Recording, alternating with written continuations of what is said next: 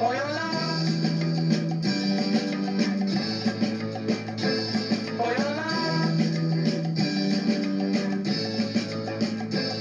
For your love. I'll give you everything and more, and that's for sure. For your love. I'll bring you diamond rings and things right to your door.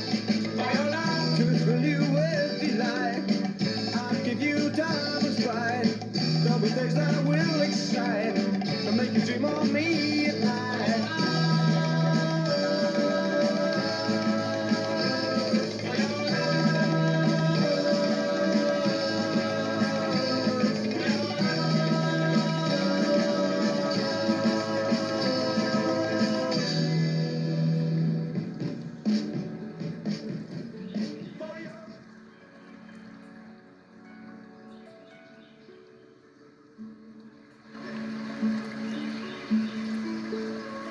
Chapter 12.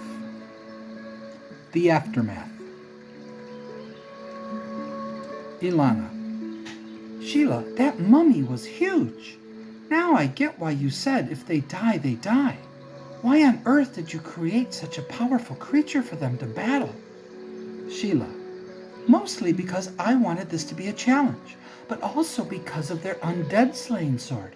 I wanted them to see that it's even more powerful than they thought it was, let alone that it doesn't just glow blue. Also, if I made this place too easy, then what would be the point? Yolo, in your game, how powerful do you think that giant red mummy would be? Yolo. Well, a mummy in my game is a 6th level monster that has around 30 to 35 hit points, and their attack does 1d12 plus 2 points of damage, let alone all their mummy abilities. So if I were to create this monster for my game, he then thought for a moment, which I'm totally going to do now, he said, smiling. I'd give him at least double those hit points, and maybe a +4 damage bonus, or maybe +6. And I'd say his fire ability does maybe 8 points of damage each round that you're in it. Something like that. But now I want to design that undead slaying sword. I designed a giant slaying sword, partly because they actually exist in Forestera. I just give it pluses to hit in combat, and it does double damage, so I do that with this sword. But I'm not sure about that blue glow that enveloped Shinfia, let alone that bright blue beam that shot forth from it and slew the mummy. That was just incredible to watch. Does it always heal you like that, or did that happen because of what it did to Shinfia? Sheila. Well, I did a little research on that sword when they found it, back in the moat house, which, by the way, Doran is now in the process of restoring it to its former glory. It only heals the wielder like that if they were in a battle with a very powerful undead creature, and only if they were severely wounded or near death, which Shinfia was. What it does is it communicates with you that you're in dire need of healing, and as much healing as you can get, which is why Shinfia said what she said to them. And then it totally heals you, but only if several healing spells were cast on you first. Had Latia and Tenneth not been there, it still would have healed her, but only in part. Without that sword, though, Shinfia would be dead now, along with everyone else, unless they fled. Nothing else would have saved her, except a heal spell or something similar. Bale. Wow, I want that sword now. Well, Rorik wants it, but I'd love to have it too, even though I'm a mage. Sheila. Sure, but it's just a normal broadsword, though, against everything else. But yeah, it's an amazingly powerful weapon against undead in more ways than one. Do you all want to go back to playing our game now? I just wanted to see where they went to first. I never would have thought, though, that their first encounter would have been against my giant red mummy. I'll be monitoring them while we play, though, obviously. Morden. Yes, let's play some more. But please don't have us encounter any giant red mummies, okay, Yolo? He said, smiling, to which Yolo smiled back.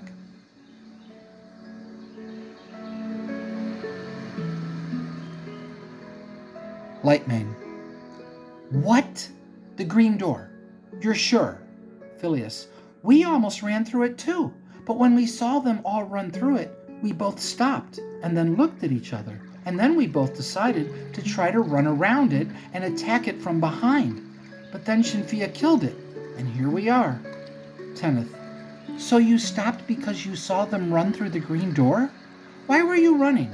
Was it the fear that we all felt upon seeing it that caused you all to flee? Belfin, yes, we were terrified and overcome with fear. If we didn't see them disappear through the green door, I'm sure we would have run through it too. Not really sure what happened, but the moment we saw them disappear, it was like we both got a shock to our system or something, and were no longer scared. Well, we were still scared as can be, but not in a way that made us flee in terror. I can't explain what happened, but we no longer felt any need to keep running away. Latia, looking very scared. Guys, I just realized something. We don't know how to get out of here. We might be trapped, like the centaurs. Kenneth, oh no, you're right. Well, there has to be a way out of here, right? I mean, if there isn't, then why would she invite us to go on this quest of hers? There has to be a way out. So let's just go through the green door now and hope that it's an empty room, and Dalma and Jack and Nightwind are all there, waiting for us. Latia, okay, I hope you're right, but now I feel really scared and don't really know what to do. Shinfia, well, let's all take these necklaces first, and maybe search through the coffins? Kenneth, fine, but let's not try wearing them. They could be cursed. Lightmane, yes, let's not start wearing any items that we find until we first try to find out if they're cursed. Belfin, who was now searching the fourth coffin. Hey, there's a little compartment in here, and there's a scroll inside it. Phileas, who was searching the eighth coffin. Same here. There's a scroll in this one too. Lightmane, walking over to Belfin.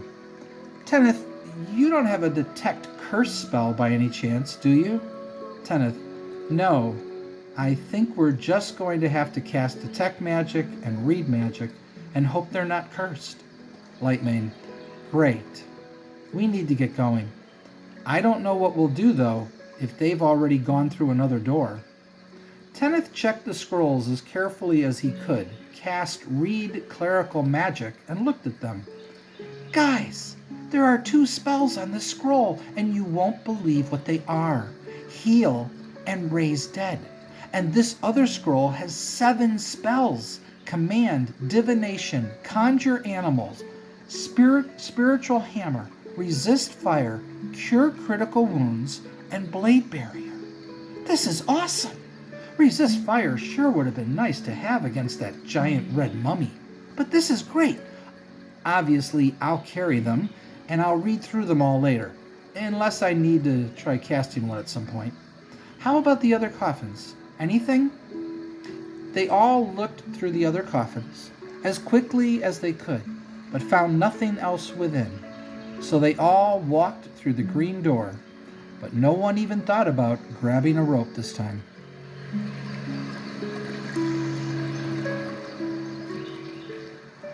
Jack, Nightwind, and Dalma all ran through the green door and found themselves in another huge empty room. They were all still terrified and shaking. They all started looking around, panicking, wonder where they should go next. Dalma, what do we do now? Where should we go? Jack, I don't know. Should we keep running? I'm so confused right now. Nightwind, realizing they just ran through the green door. No, we should stop and hope they all saw us run in. No, we need to stop and hope they all saw us run here and follow us. Dalma, but what if they don't? Then where do we go? Nightwind, I don't know. I don't know how to get out of here. I think we might be trapped. Dalma, freaking out now. Trapped? Like the centaurs? Why did I come? I never should have come. We're going to die in here. The others are probably all dead now. I've never seen such a horrifying monster before. I don't know what to do. Dalma got down on the ground and put her head in her hands. Jack, trying to calm down now, walked over to her and got down next to her, and put his hand on her shoulder. Well, here's hoping that they somehow survived. The sword that Shinfia has is an undead slaying sword, so if anyone could defeat that thing, she could. So let's just hope she did, and no one died. Hopefully, they'll be coming through that door any minute now.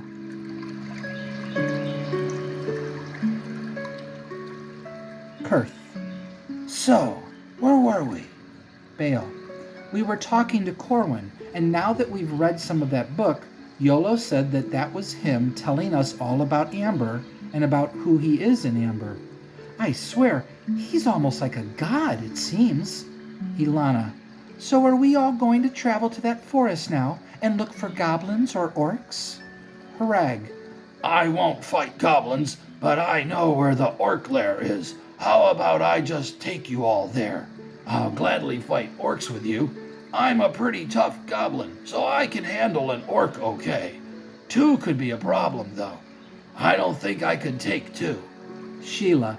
Is that you letting us know how powerful Harag is? Well, I'm going to guess he's got around 10 hit points. Is that about right? Yolo. Close.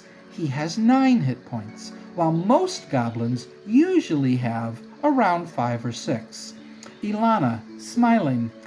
I like how you're using the words most and usually. So how many does Corwin have? Yolo. Ha! Like I'm going to tell you that. So, back to the game. You're traveling to the forest, and you get there with no encounters. Rag says he'll lead the way, but wants to know if either Rorik or Burke will walk with him, because he's still scared of Corwin. Corwin then assures Rag that he has nothing to worry about, but Harag asks you two anyway. Burke. You want me to walk with you? I thought you just liked Rorik. Harag. I do like Rorik, but you're bigger, and Corwin is very powerful. So I would like both of you to walk alongside me. Yolo. Corwin says, oh, would you just relax?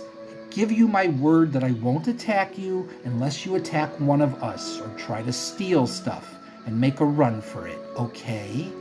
Rorik. Burke, how about we both walk with Harag anyway? That way, Elena and Drana can walk with Corwin, Bale said, smiling. Ilana. Oh, I'm liking this already. Sheila, now also smiling. Oh, yes, me too.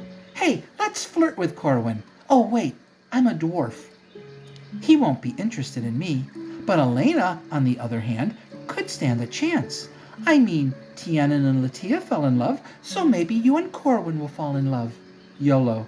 Latia fell in love with someone named Tienin? Who's Tienin? Sheila. Oh, no, Tienin was a halfling, and the girl he fell in love with was a human named Latia. Tico was their child, but Latia died in childbirth, and they were best friends with Latia's parents. So when Latia was born, they decided to name her Latia to honor their friend. Yolo, smiling now. Wow! I'm going to have to sit down with you so you can tell me all that has already happened with this party of yours. Anyway, okay, you both can try to flirt with Corwin if you want. He already seems to like Elena, at least somewhat, but you both know that it's very unlikely that he's interested in anything other than friendship with a halfling. At least, that's what you all naturally assume. Okay, so Harag is walking in between Rorik and Burke, and the girls are walking with Corwin. Kurth. Hey, wait, I'm not walking in the back. I only have 5 hit points, so I'm walking in between all of you, where it's safer. Yolo. Okay. You've walked for maybe a mile when you all hear some sounds off to your right. It sounds like creatures moving through the forest, and you see some movement at times, but can't make out who or what it is. Corwin says that he detects evil in the area, so you're pretty sure there's evil monsters nearby. Unless, of course, the evil that he's detecting is just coming from Harag. But he never mentioned it before, so you assume it's not coming from Harag. Sheila. Okay, I bet we're going into combat now. We should cast some spells. I have Cure Light Wounds, Bless, and Protection from Evil, so I cast Bless. Harlan. I have Entangle, Animal Summoning 1, and Sanctuary. If I can determine approximately where they are, I'm going to cast Entangle. If this works, it could hold all of them. Burke. I can only memorize 2 spells at first level. I have Monster Summoning 1 and Shocking Grasp. Oh, and Shocking Grasp. And your spellbook here says that I can use my longsword as an electrical conductor to do more damage. So if I get into melee with a monster, I'll cast that. But if I don't, I'm casting Monster Summoning 1. Bale. The best monster that spell can summon are giant ants, right? Moradin. Yes, how did you know? Bale. I'm a mage, and I'm assuming YOLO knows all about the spells that wizards can cast in Forestera. Oh, I hope you cast it, and it summons giant ants. That would be fun. YOLO. Of course I know all about the spells that wizards can cast, along with clerics and druids and everyone else. If I didn't know all that, I never could have created this game. At least not very accurately, anyway. Okay, you all see 7 orcs coming at you. They're running towards you now, with their long swords drawn. So to make this easy, I'm going to say that each of you has 1 orc coming at you, okay? Kurth. Do I have enough time to cast Entangle? YOLO looks at his notes he has on Harlan. Okay, I'll tell you what. If you try to cast it, you figure you've got about a 50% chance that you get the spell off in time. So if you want to go for it, roll a 20-sided die, and if you roll an 11 or higher, you get it off in time. But if you fail, it means most or all of the orcs are on you, and your spell does nothing, or maybe entangles a few of them. Ilana. I say save your spell now. We've got Corwin. I'm sure we can take them. YOLO. Ilana, normally I would allow you all to talk like that, but you don't have time to discuss this. You see them running at you through the woods. Harlan, do you cast Entangle or no? Kurth, hesitating a moment. I guess I won't cast it for now. Better to use it when there's a better chance of it working. YOLO. Okay, so Burke, I assume you're casting Shocking Grasp? Burke. Absolutely. YOLO. Okay, for your first time doing combat, I'm going to roll the dice for all the attacks because I want you to experience this game in your imagination. However, when your character hits an orc, you'll roll the damage, and when these orcs hit you, I'll roll their damage in front of you, so you'll see how much damage they do, which will be 1 to 8 points, since they're attacking you with longswords. But they're crappy longswords, so I'm going to subtract 1 point from their damage roll. But 1 point is the minimum they'll do, regardless. YOLO starts rolling dice behind his screens. So, here's what happens. The orc on Hrag hits him for 4 points of damage, but Hrag also hits the orc for 3. Corwin hits the orc for 11 points of damage, and the orc falls. Bale. Why am I not surprised? 1 down, 6 to go. YOLO. Drana, your attack hits the orc, but only because of your bless spell. But the orc also hits you for 3 points of damage. Roll your damage. Sheila. Darn! I rolled just a 2. Well, that round didn't go well for me. YOLO. Elena, you both missed each other. Burke, the orc might have hit you, but your attack happened first, and you hit him, doing both the damage from your sword plus the Shocking Grasp, so unless you roll bad, he'll fall. Moradin. My sword only did 4 points, but the spell did 5, so 9 points of damage. YOLO. The orc falls. Moradin. Nice. I like that spell, but I'm guessing it's not as effective if you're just a magic user, as your attacks aren't quite as good, yes? YOLO. Yes, but it's still pretty effective regardless, especially if you're a very strong and dexterous magic user. Rorik, you hit, while the orc on you misses. Roll your damage. Bale. Darn, I only did 4 points of damage to it, so it's still alive, right? YOLO. Yep. Harlan, you hit the orc, but you stumbled a little as you were trying to block its attack, and the orc also hits you for 7 points of damage. Kurth. No! So I'm dead. Oh no, I'm just unconscious, right? Because you said -5 is death. So I die if I lose 3 more hit points, right? YOLO. Right. However, your attack happened first, so you also damage the orc right before he knocks you unconscious. Roll your damage. Kurth. 5. But I do +1 damage, so 6. YOLO. The orc didn't fall. Had he fallen, you wouldn't be unconscious, but he's badly wounded. Corwin immediately moves to attend to Harlan. Moradin. Burke turns and attacks the one that was on Harlan. YOLO. Okay. The orc on Harag missed him this time, but Harag hits him again for 4 points of damage, and the orc falls. Sheila. Yes! Go, go, Harag! My turn again, right? Come on, hit the orc. Do I hit him? YOLO. You missed, but the orc on you makes a great attack. Or perhaps lucky would be the better word here. But luckily for you, he only hits you for 2 points of damage. Sheila. I'm at 2 hit points now. This is bad, and Corwin isn't attacking this round. Ugh, guys, I need help. YOLO. The orc on Elena stumbles, and you hit him. Damage? Ilana. I hit him for 7 points of damage. Oh, please tell me that knocks him down. YOLO. The orc somehow doesn't fall and fights on, but he's very badly wounded. Ilana. Darn it! So I'm guessing he's at 1 hit point now. This is getting scary. YOLO. Burke, the orc misses you again, thanks to that +5 defense bonus of yours, but your attack hits, and you do +2 damage, and he only had 2 hit points left, so he falls. But Rorik and the orc on him both missed. There are now just 3 orcs standing, so they turn to flee. You can attempt to make a fleeing shot, but only on the one that is trying to flee from you.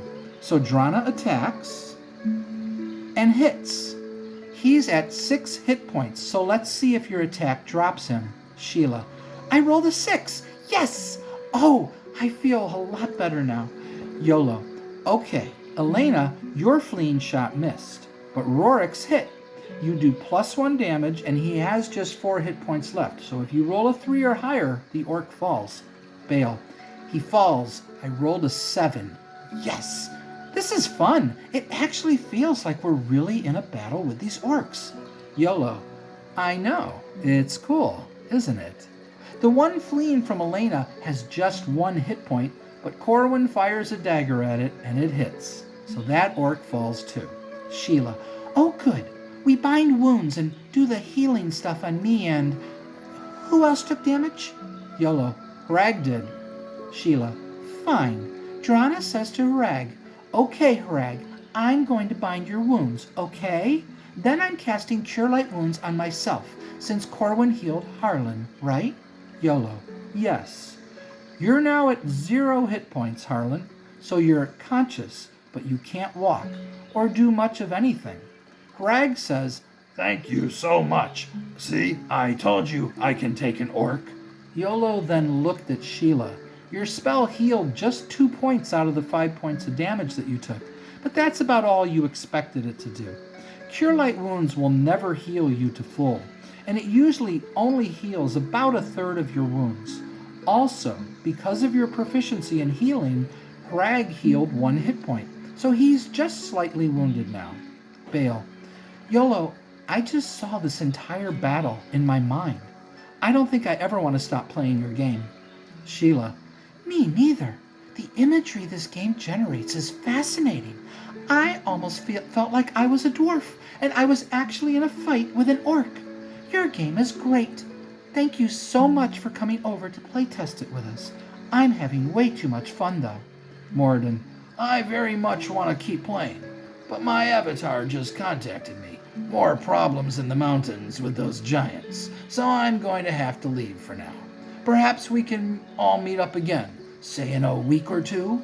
How does that sound, everybody? Sheila. Oh, that sounds great. That way, I can focus more on this party right now, along with some other things that also require my attention. Let's all chat in about a week, and then decide what day and time works for everybody. Okay? YOLO, looking over at Bale. Well then, in the meantime, I'll start working on trying to figure out how you became cursed by something that the gods can't remove. No clue how I'll figure that out, but maybe I can figure out the source of it, or something. Kurth. Any chance I could come with you? I very much want to try to help too. That, and I'd like to get to know you better, let alone see where you live. Yolo. Well, that would be great. Sheila, you can let Segojan know that Kurth is coming with me, yes? Sheila. Of course. Bale, how about you go with them too?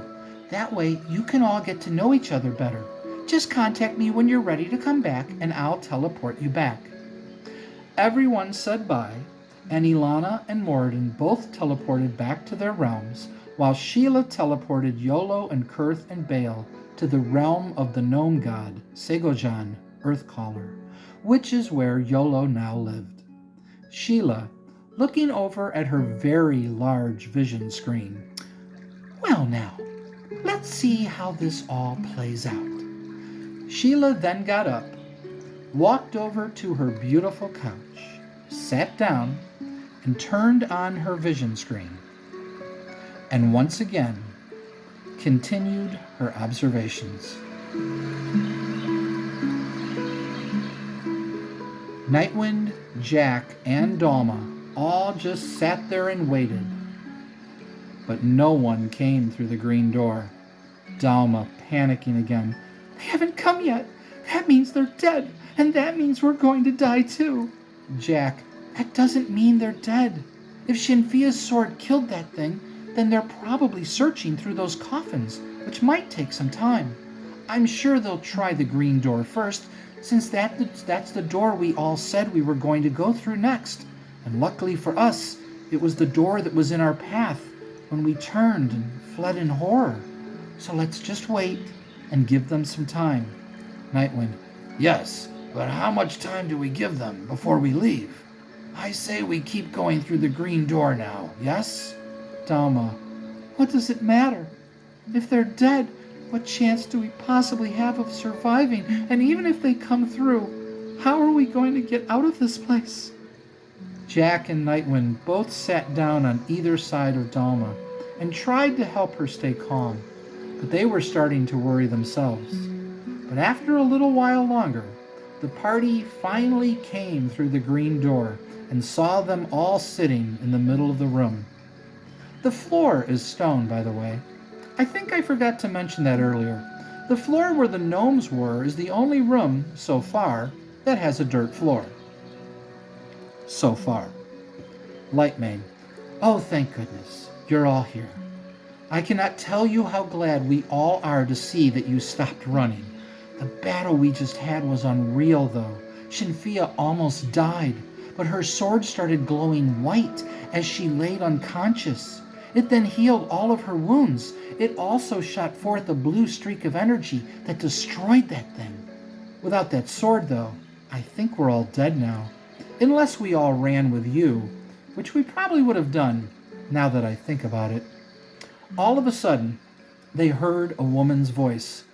What in the world? What are you all doing here? They all turned around and couldn't believe what they saw.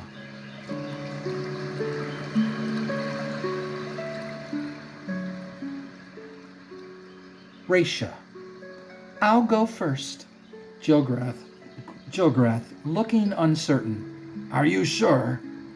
Raisha, not smiling. Would you just relax? I'll be fine. See you all on the other side. Mithril. I don't like this. Drazek. Neither do I. You better hope nothing happens to her, Jilgrath.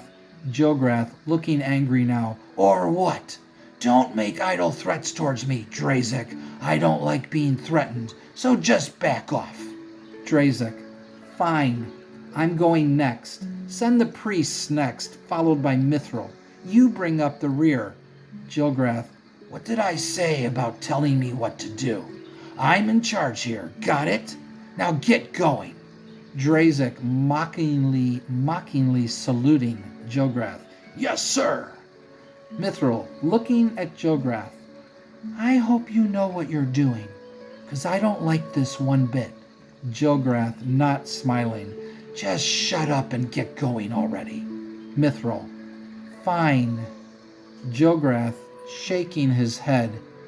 I should have just let you all die.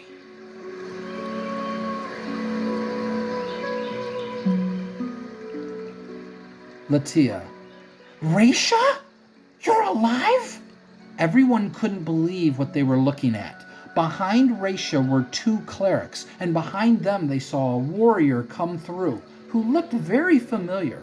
How in the world was Raisha alive, and how and why was she here? They all thought to themselves. But then Latia, along with everyone else, didn't hesitate a moment longer. They all charged at Raisha, hoping they could get into melee with her and the others before any of them could cast a spell.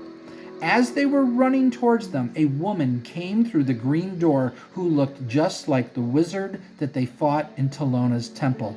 Raisha cried out, "Wait! Stop! Please don't attack us!" But the party wasn't stopping. They were almost on them when all of a sudden Jilgrath came through the green door and ran in front of Raisha. Stop! Don't attack her! The party stopped. They all had a shocked look on their faces.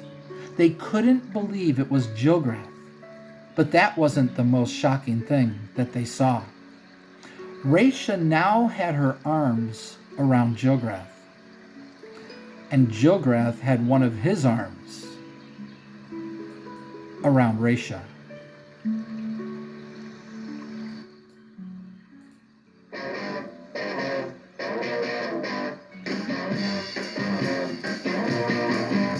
I'm not content to be with you in the daytime. Girl, I want to be with you all of the time. The only time I feel alright is by your side. Girl, I want to be with you all of the time, all day and all of the night. All day and all of the night. All day and all of the night. I believe that you and